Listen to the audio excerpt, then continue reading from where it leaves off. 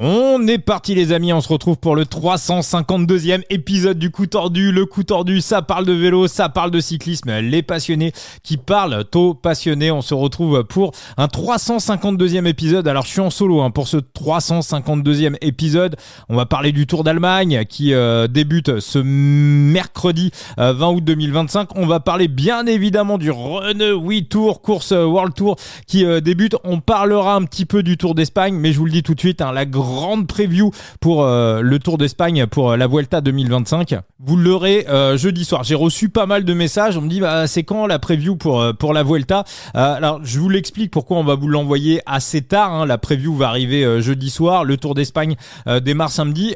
S'il y a une leçon que j'ai retenue, et je l'ai dit sur les réseaux sociaux, je le redis pour ceux qui sont pas sur les réseaux sociaux, s'il y a une leçon que j'ai retenue en 2 ans et demi de podcast, c'est qu'il ne sert absolument à rien de faire ces previews trop en avance. Je vais vous donner un exemple. Si on avait déjà fait la preview de la Vuelta, on aurait pris en compte Richard Carapaz. On l'aurait pris en compte dans le maillot du grimpeur, on l'aurait pris en compte dans les top 10 et on l'aurait pris en compte éventuellement pour un podium, voire pour la victoire finale. Sauf que Richie, c'est pas la première fois qu'il nous fait le coup. Richie a déclaré forfait ce mardi après-midi et donc par conséquent ne fera pas partie de la Vuelta. Donc en gros, si avec Thibaut Henzon vous avez fait une preview pour cette Vuelta, la preview on pouvait la prendre et on pouvait la mettre à la poubelle. Donc l'avantage dans le Coup Tordu, c'est qu'on est ultra méga libre. On peut, en fonction de nos emplois du temps, finalement les seules contraintes qu'on peut avoir, c'est la vie de tous les jours. Mais moi, je peux allumer le podcast quand j'ai envie et quand je peux allumer le podcast.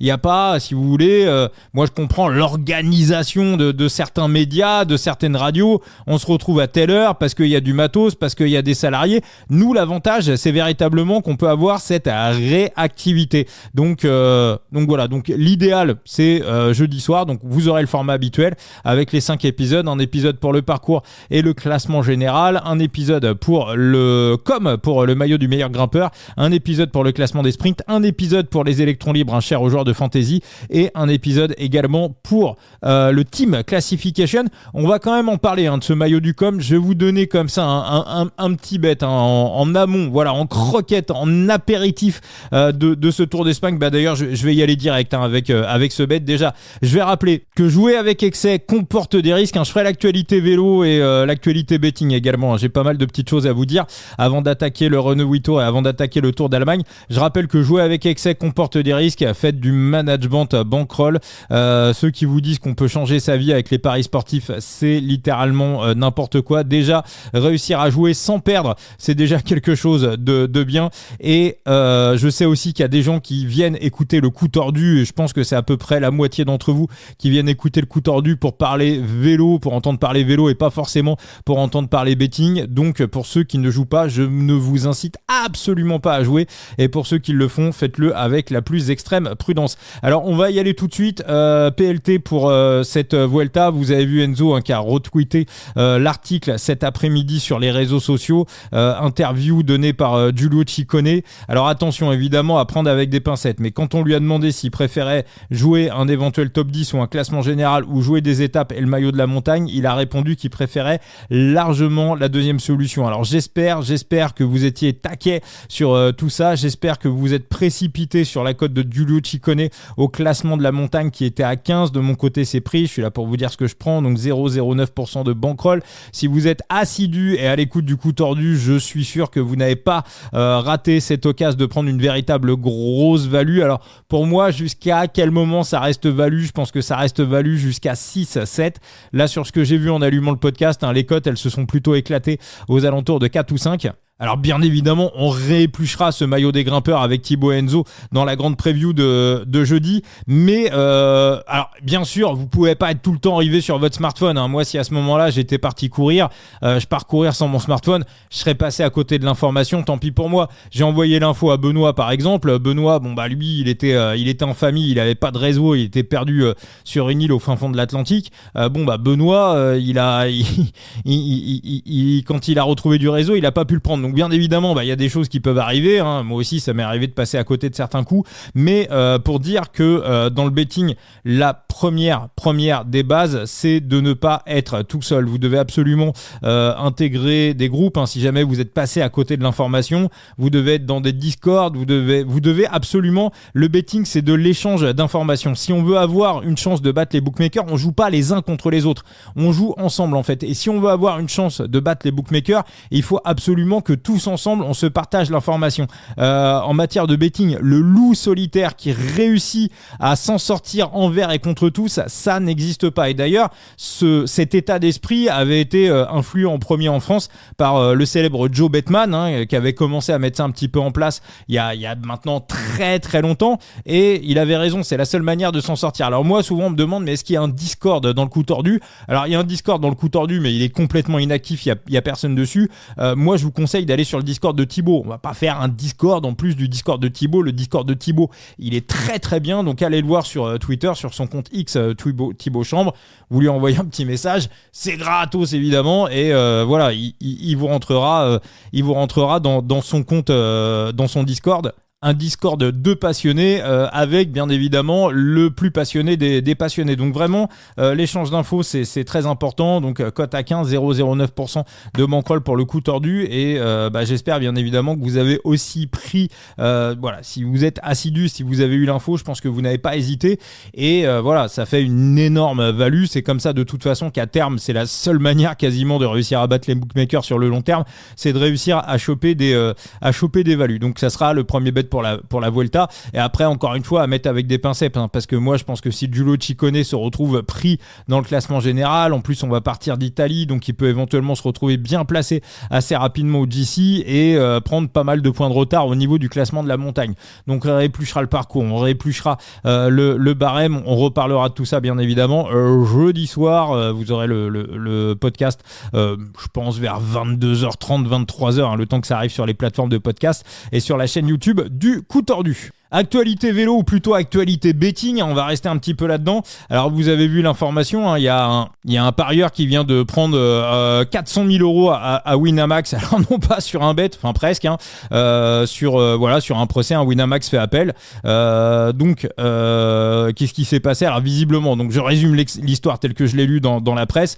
Il y a quelques années, il a passé un pari et Winamax le soupçonnait d'avoir fait ce pari depuis le stade, ce qui est littéralement interdit. Winamax n'a jamais réussi à le prouver, donc Winamax a été condamné en première instance à 400 000 euros. Donc il avait gagné 225 000, donc il a gagné des dommages et intérêts. Winamax a fait appel. Rappelez-vous également de cette histoire de ce parieur. Alors là, je cite les paris parce qu'on est dans la formation de ce parieur du groupe de Thibaut qui avait passé Callum Groves la cote à 4000. C'était sur l'étape du Tour de France qui avait été remportée par celle où Mathieu Van Der Poel était sorti et resté devant pendant très très longtemps. Je ne sais plus à la fin qui l'avait emporté, je crois que c'était Jonathan Milan.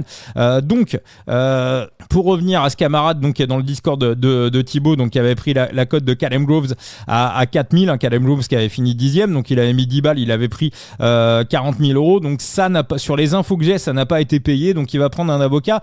Moi, les books, à la fin, vous perdez toujours en fait. À la fin, dans toutes les situations, dans toutes les jurisprudences qui existent, à la fin, prenez tout. Alors voilà, si je dis une connerie, vous me reprendrez. Le bookmaker perd systématiquement. Donc estimez que, alors des fois il paye, hein, mais voilà, faut estimer que voilà, ça, le trader qui se trompe, ça fait partie des pertes et des profits.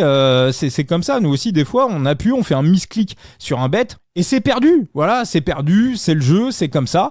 Le trader qui fait un misclick, voilà, ça arrive.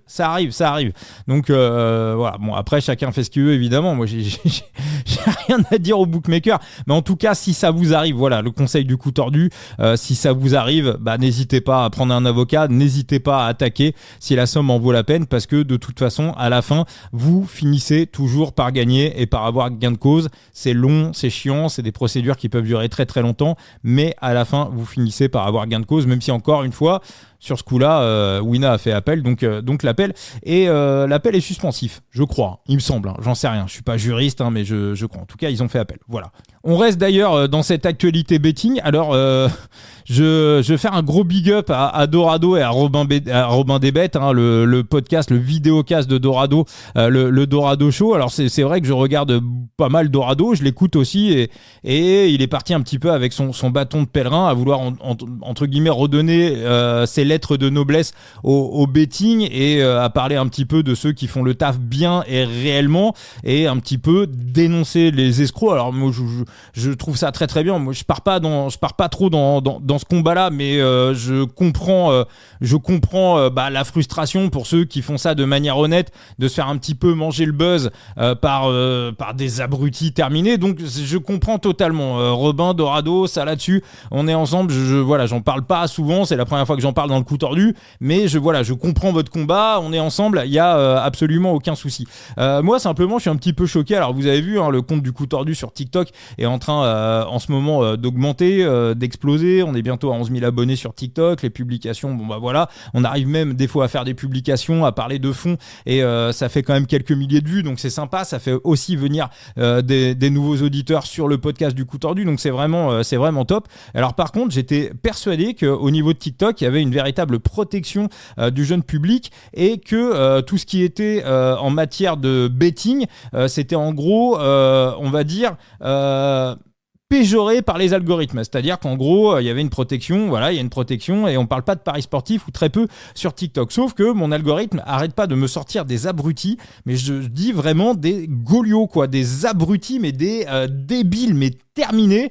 Vas-y, mets une cote à 1,70 là, il n'y a pas d'analyse, les mecs sont limite en train de faire des chorégraphies en donnant des cotes, il y a du foot, il y a du tennis, c'est n'importe quoi et alors je sais pas si c'est moi, si c'est mon algorithme, parce que plus je les regarde, plus l'algorithme va m'en donner, mais je trouve ça assez grave en fait, parce que les paris sportifs, encore une fois, nous dans le coup tordu, on essaye de vraiment mettre toutes les précautions légales et toutes les précautions d'usage, mais je trouve que sur TikTok il y a beaucoup de jeunes. Moi je pensais que tous ces crétins ils étaient sur Snap en fait. Je pensais pas que TikTok leur donnait comme ça une véritable fenêtre de tir. Et moi, je trouve, là, j'en appelle clairement au pouvoir public. C'est, on sait que les paris sportifs, si ça se passe mal, ça peut être véritablement dramatique. D'ailleurs, moi, je le dis, vous avez compris un peu l'état d'esprit de ce qu'on fait depuis 2 ans et demi dans le coup tordu. Je sais que, à l'écoute, vous avez compris ce qu'on fait. Mais les mecs qui sont là pour les multi-cotes, les multi-combinés, les machins, les trucs, les bordels. Alors, je sais qu'à l'écoute du Apple Podcast, Deezer, Spotify, personne n'est là-dedans. Peut-être sur YouTube, parce que des fois sur YouTube, il y a aussi une petite partie algorithmique et il y en a qui découvrent le podcast un petit peu par hasard. Moi, je vous le dis, cassez-vous, quoi. Cassez-vous. Je veux pas entendre parler de vous. Voilà, les mecs qui jouent pour être les vaches à lait des bookmakers. Vous êtes peut-être gentils dans la vie, j'ai aucun problème avec ça. Mais j'ai même pas envie de débattre des cotes à 8 000, à 25 000, à truc. Ça m'intéresse pas. Voilà, moi je veux, comme 99,99% des échanges que j'ai avec vous depuis 2 ans et demi, depuis qu'on a créé le podcast, je veux des mecs intelligents. Même des fois on n'est pas d'accord, mais 99,99% du temps, quand on échange, même quand on n'est pas d'accord, je sais que j'ai affaire à des mecs intelligents ou des filles intelligentes. Je parle de manière globale. Donc je veux qu'on fasse un podcast, en tout cas en matière de cyclisme, sur ce qu'on fait, un truc le plus intelligent possible. Et donc là vraiment pour moi c'est une question de santé publique et une question de pouvoir public. C'est presque comme si des dealers pouvaient promouvoir absolument n'importe quoi. Et moi de l'autre côté, je vais vous raconter un petit peu rapidement la petite mésaventure qui m'est arrivée il y a quelques semaines sur TikTok. À un moment donné, j'avais publié un truc où je disais ça va jouer à la pédale. Figurez-vous que j'ai eu ma publication qui a été strikée. Alors je comprenais pas au départ, on me disait propos discriminants, machin. Et en fait, c'était le mot pédale qui n'allait pas. Alors, c'est-à-dire qu'en fait, vous avez envie de parler de vélo, vous allez dire attends, la course, ça va jouer à la pédale. C'est considéré comme une insulte. Voilà, on peut plus utiliser ce mot-là sur TikTok.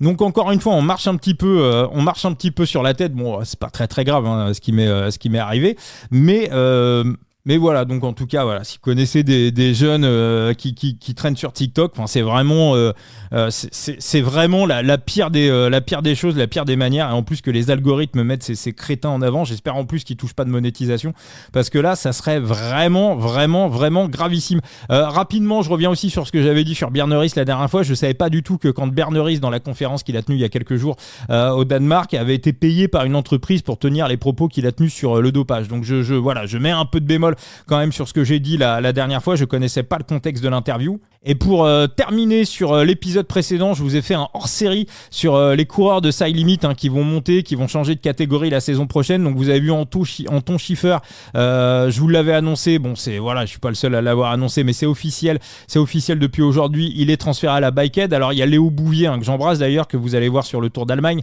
qu'on a déjà reçu dans le podcast, qui m'a envoyé un petit message sympa que vous pouvez voir sur Instagram. Donc en fait, Schiffer, il a démarré le vélo en 2021, donc ce qui explique sa maturation tardive et ce qui explique son potentiel encore totalement inexploité et qui a été détecté par la Visma. Donc je pense que c'est vraiment un garçon dont on va reparler. Il a signé à la Visma jusqu'en 2027 et il va attaquer là dès le mois d'octobre, c'est-à-dire le contrat effectif dès le mois d'octobre. Donc on peut le voir très très rapidement sous le maillot de la Visma. Alors j'en attends pas forcément grand chose sur la fin de l'année. Par contre, après un hiver de préparation à la Visma, attention 2026, attention à Anton Schiffer. Toujours sur cet épisode, je vous avais parlé de Julien Bernard sur les éventuels coureurs qui pourraient quitter un petit peu, le jeu pour aller dans une autre équipe. Alors la Lidl Trek est pas sur Side Limit, mais Julien Bernard a sa carte sur Side Limit parce qu'il est parrain de Side Limit. Alors Julien Bernard a re-signé pour 2 ans à la Lidl Trek. Donc ça, c'est vraiment la très très bonne nouvelle. Donc du coup, je vais vous donner un autre coureur qui a une possibilité de monter en World Tour ou en Pro Team la saison prochaine.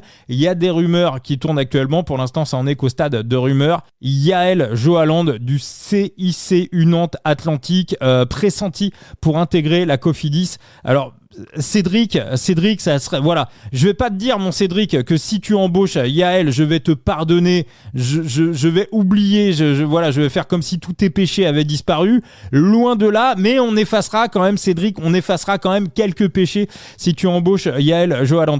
Yael Johaland, faut revenir sur sa saison 2023.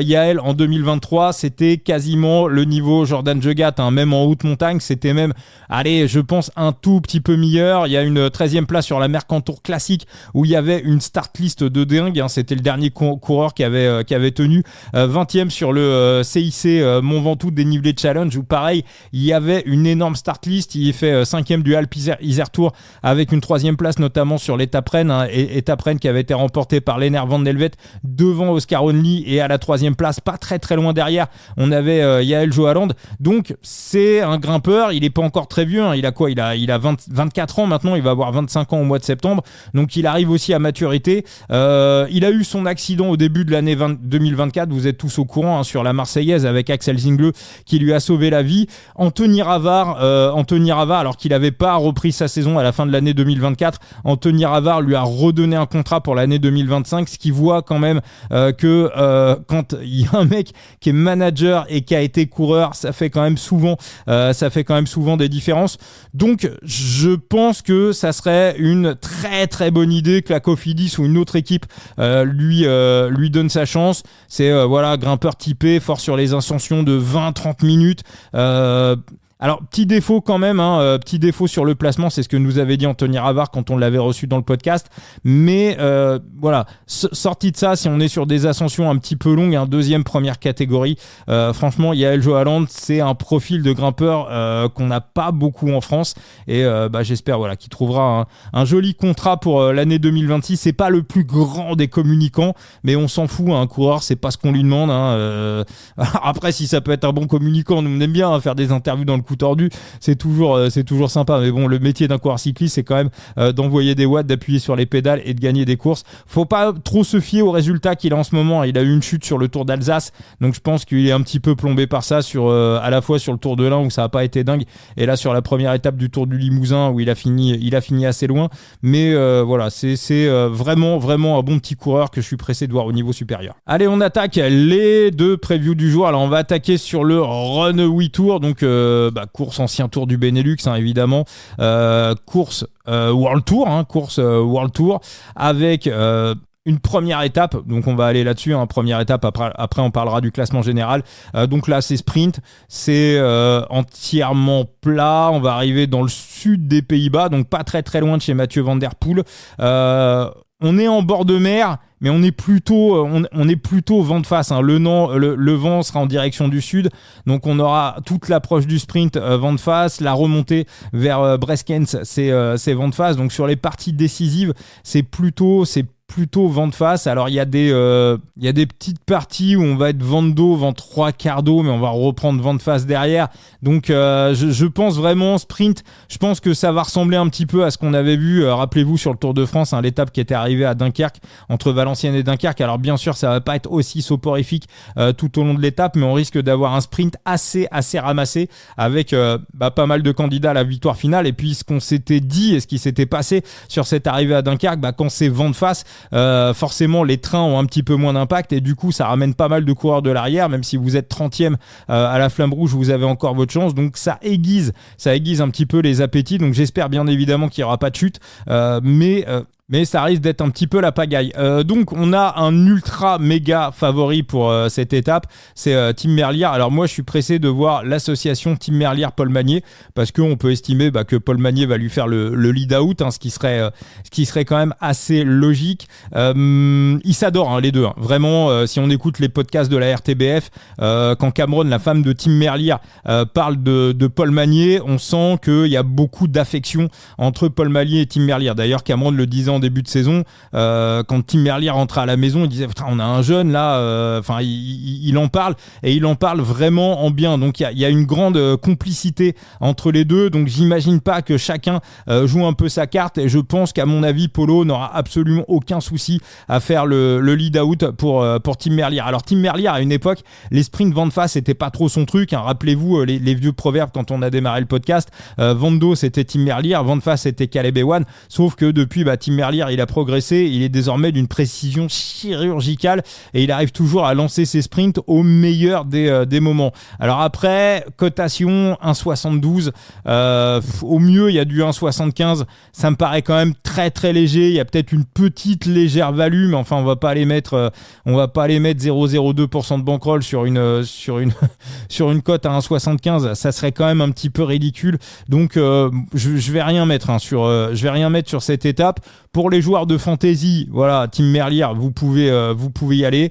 Après, au niveau du classement général, alors on a un favori. Alors vite fait, le parcours vous le connaissez, on a 2 étapes pour les sprinteurs, la première et la deuxième étape, et puis ensuite on a des étapes même 4e étape. Ouais, on a l'étape de l'étape 3, l'étape de Gerasbergen qui pourrait déjà être décisive.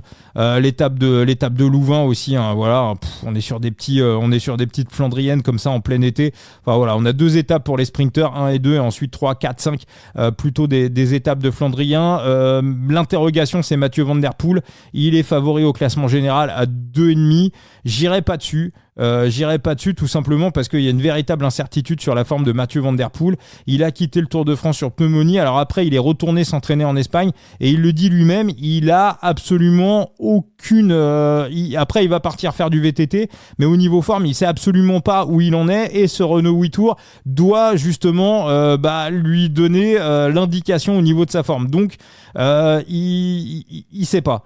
Donc il est coté à 2,50, franchement pour moi trop d'éléments, trop d'incertitudes pour même si encore une fois le parcours est complètement taillé pour lui. Et attention, en face il y a quand même une très très grosse équipe Emirati, on a un petit peu sorti une partie des Avengers dans l'histoire, donc Mathieu Van Der Poel, j'irai pas. Arnaud Delis, deuxième favori à 6,50. Alors Arnaud Delis, le problème c'est qu'il est véritablement très inconstant, très bon d'ailleurs au passage, course de dingue sur la classique d'Hambourg ce week-end. On a réfléchi avec Thibaut et Enzo, la victoire de Rory Thorsen. Alors déjà super coureur, moi j'adore Rory Thorsen, c'est un attaquant qui a une belle pointe de vitesse, qui avait gagné le Cholet Aglo Tour il y a quelques années. Rory Thorsen, je crois que c'est la première fois depuis Matthew Hayman, depuis 2016 Paris-Roubaix, qu'il y a un mec qui remporte une Classic World Tour en ayant pris l'échappée matinale. Si vous avez d'autres idées, d'ailleurs, si je dis une connerie, n'hésitez pas à me reprendre sur les réseaux sociaux, mais je crois que ça faisait 9 ans qu'on n'avait pas vu un mec prendre une échappée matinale finale et remporter la course sur une Classic World Tour. Alors Arnaud Delis hyper bien à Hambourg, sur le circuit franco-belge il était pourtant à domicile, c'était pas terrible, donc Arnaud Delis il retrouve une vraie forme, hein. C'est pas du tout l'Arnaud Delis qu'on avait vu en début de saison. Après ça manque encore de constance, donc est-ce qu'il va être constant sur les 5 étapes? J'ai d'énormes doutes. Matthias Vacek, alors je vous avoue que ça m'aurait vraiment bien plu, Matthias Vacek, mais il y a eu la chute sur le Tour de Pologne, il est sorti avec des points de suture aux lèvres, il y a eu aussi une commotion cérébrale, donc Matthias Vacek, 7,5, s'il n'y avait pas eu l'histoire de cette chute il y a 2 semaines sur le Tour de Pologne, j'aurais bien été sur Matthias Vacek, mais parce qu'il était fort, hein. Il était sur le Tour de Pologne, il était énorme. Après, sur le moment, je me suis dit Tim Wellens à 15, franchement, c'est une ultra méga bonne cote pour Tim Wellens à 15. Alors, le souci, c'est qu'il a été malade après le Tour de France. Alors, il espère se refaire un petit peu la cerise au fur et à mesure des étapes. Et ça est annoncé sur le site des UAE. Il est clairement là pour remporter. C'est le tenant du titre, même le double tenant du titre. Il est là pour tenter un triplé. Seulement, il y a une véritable incertitude. Il n'a pas couru pendant quelques jours après le Tour de France. Donc, j'irai pas non plus sur Tim Wellens. Alors après, c'est vrai qu'il y a 2 profils qui sont plutôt sympas au niveau des cotes. C'est à la fois, ils sont Thibaut Nice. Thibaut Nice, ça paraît pas mal. Alors après, est-ce qu'il va avoir, quel est le niveau de forme? Est-ce qu'il va avoir la constance? Est-ce qu'il l'a préparé assidûment? Et puis surtout, comment a-t-il récupéré du Tour de France, hein? On l'a pas trop vu sur le Tour. Alors après, souvent quand un coureur comme ça assez jeune fait un Tour de France ou un grand Tour, ça lui fait gagner énormément de force. Alors est-ce qu'il a réussi à surcompenser après le Tour de France? On est 3 semaines après l'arrêt du Tour. Il a pas couru depuis. Moi je pense que Nice on le prendra peut-être plus en one shot sur des étapes en fonction de ce qu'on va voir sur les premières étapes. Et puis celui dont on a des vrais indices sur la forme, c'est Tibor Del Grosso.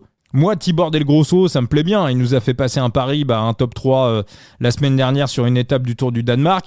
Maintenant, le problème de Del Grosso, est-ce que ça va pas être tout pour Mathieu Van Der Poel?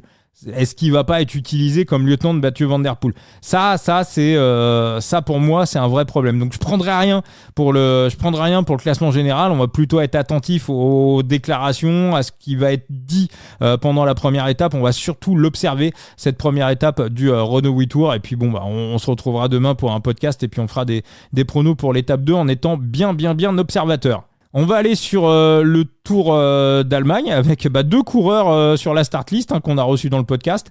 Léo Bouvier pour la Bikehead et Miguel Heidemann pour la Rembö, le vice-champion d'Allemagne du contre-la-montre. On va commencer par le prologue. Alors on a un petit prologue de 3 km. Franchement, mettre des bêtes sur ce type de prologue, c'est ultra méga gamble parce que déjà les écarts, c'est ultra méga serré, et ensuite il faut vraiment avoir la météo au cordeau parce que sur 3 km ça peut être une rafale de vent, ça peut être ça se joue au millième de seconde. Donc compliqué d'aller mettre quelque chose sur ce prologue entre S1 et S1. On ira plus, je pense, sur un bet sur la première étape. Alors au niveau de la start list, au niveau des bets, on a un favori, c'est Mathieu Brynan. Alors Wout van Aert a dit que sur les sprints, il allait prêter allégeance à Mathieu Brynan. Donc moi, je suis vraiment pressé de voir l'association entre les deux.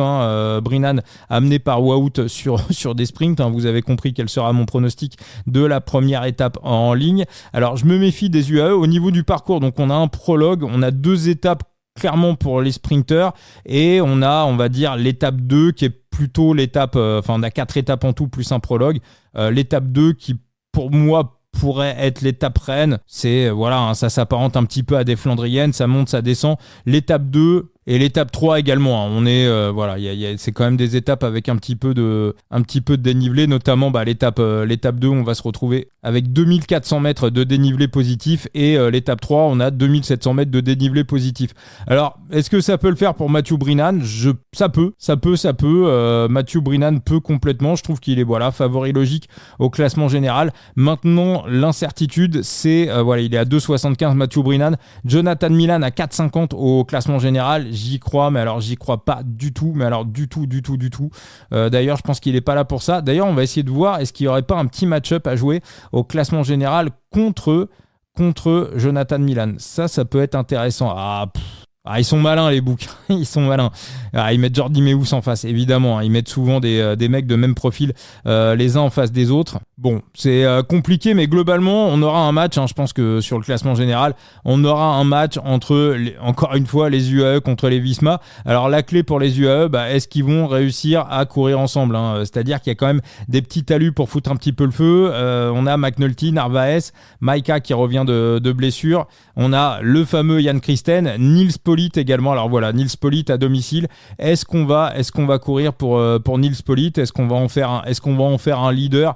Moi je pense pas que ça soit le mec qui soit même s'il est très fort. Je pense pas que ça soit le mec le plus armé pour remporter ce Tour d'Allemagne. Donc voilà, pareil, on va guetter un petit peu les interviews, ce qui va se passer, puis surtout le sens du vent, la météo sur les étapes décisives, ça peut être véritablement capital.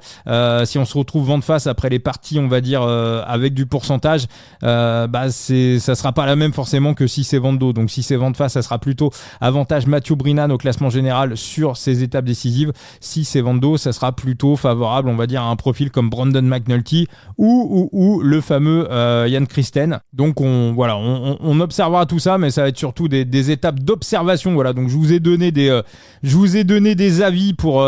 J'ai pas pris de bête pour ce Renault 8 Tour et pour ce Tour d'Allemagne. On prendra probablement des choses au fur et à mesure, mais voilà, j'ai essayé de vous donner des petits avis qui sont les miens. Donc voilà, je vous rappelle le pic du jour, donc le classement de la montagne sur la Vuelta avec la victoire de Richard Carapace, n'importe quoi, de Giulio Ciccone à 15 avec 0,09% de bankroll. Et voilà, si vous écoutez le podcast et que vous n'avez pas pris, vous n'aurez pas la cote. Attendez peut-être que les étapes italiennes se passent et voilà, peut-être que la cote de Giulio Ciccone au classement de la montagne, elle va peut-être aussi évoluer un petit peu à ce moment-là et vous aurez peut-être un truc un petit peu plus sympa derrière. Voilà, je vous rappelle que jusqu'à 6 ou 7 pour moi c'est value. En dessous, c'est pas très value. Merci pour ce coup tordu. Vous retrouvez Enzo alias Phoenix sur son compte X, Analyste Phoenix, et son site The Big Gear Thibaut alias Thibaut Chambre sur X, sur Twitter, et puis le coup tordu, le TikTok, le Facebook, le Instagram. Si vous avez 15-20 secondes, n'hésitez pas également à aller nous coller des 5 étoiles, notamment sur Apple Podcast, sur Spotify aussi, ça fait plaisir, mais pour les référencements, c'est hyper important, c'est ce qui nous permet d'être bien classés sur les sites, sur les classements d'Apple Podcast, notamment. Et voilà. Si vous avez 10 secondes, ça fera méga plaisir. Et si vous le faites pas, je vous en voudrais pas non plus. Bon, allez, on se retrouve demain pour un nouveau coup tordu. Ciao les amis.